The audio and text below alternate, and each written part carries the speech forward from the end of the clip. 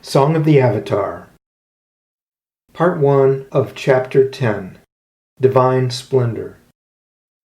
Do you ever go to the movies? One, please. If you've ever seen a Western or detective movie, you've probably seen someone who hunts for clues. These clues are used to track down the bad guy, or a missing good guy, or gal, whatever. The tracker or detective in the movie is able to discover clues that others have missed.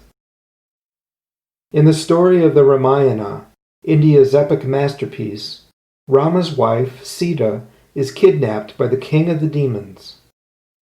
She drops pieces of her jewelry from the demon king's flying chariot, hoping that Rama will be able to discover these clues and come to her rescue. Anyone who walks the spiritual path is, in a sense, a spiritual detective. They are tracking eternal reality, which has left signs of its presence in every part of the physical universe. Spiritual detectives from the past have left clues for us today in books and scriptures. The detective's magnifying glass is invaluable in the search for clues. For the spiritual detective, the magnifying glass is meditation.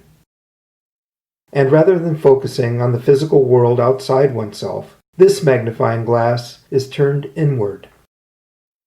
If the rays of sun are directed through a magnifying glass and onto a piece of paper, that paper will start to burn. What the internal magnifying glass ignites is the divine splendor of the higher self. This is samadhi, which some mystics have experienced as an intensely bright white light shining within.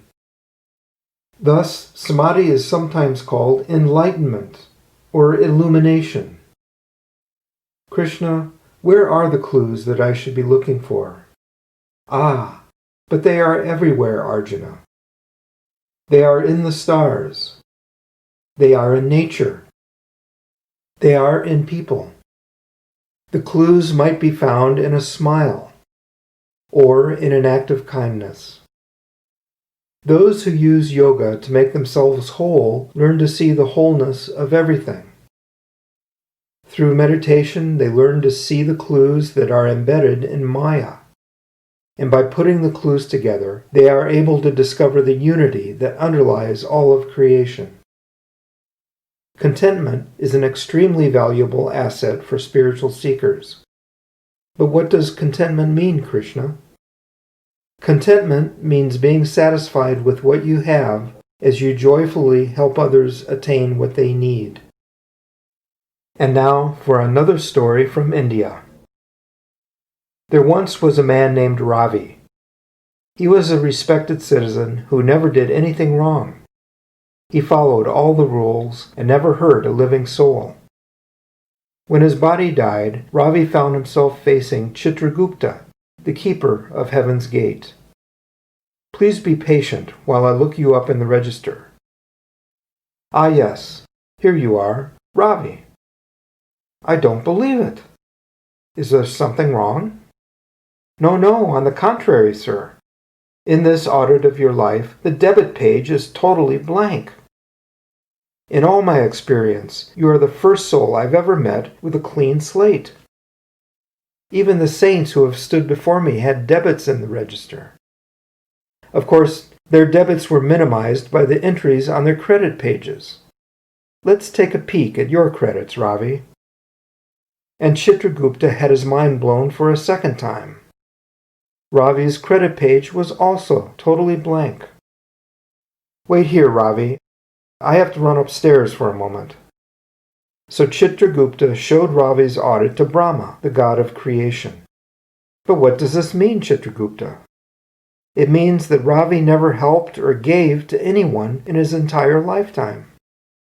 On the other hand, he never hurt anyone either. I don't think he's earned his wings, so I can't let him into heaven. Yet he certainly doesn't deserve to go to hell. What should be done with this guy? Why ask me, Chitragupta? Because you created him. I think this is a case for Vishnu to resolve, since it's his job to preserve order in the universe. Passing the cosmic buck again, eh, Brahma? but Vishnu agreed to look at Ravi's audit pages. Actually, there is one microscopic entry on this credit page. It says here that when Ravi was 6 years old, he once gave 2 cents to a homeless person. 2 cents? Gee, thanks, kid. So Vishnu, what should we do with Ravi? Refund his 2 cents and have him incarnate on Earth again. Hopefully, he'll do better in that lifetime. To be continued.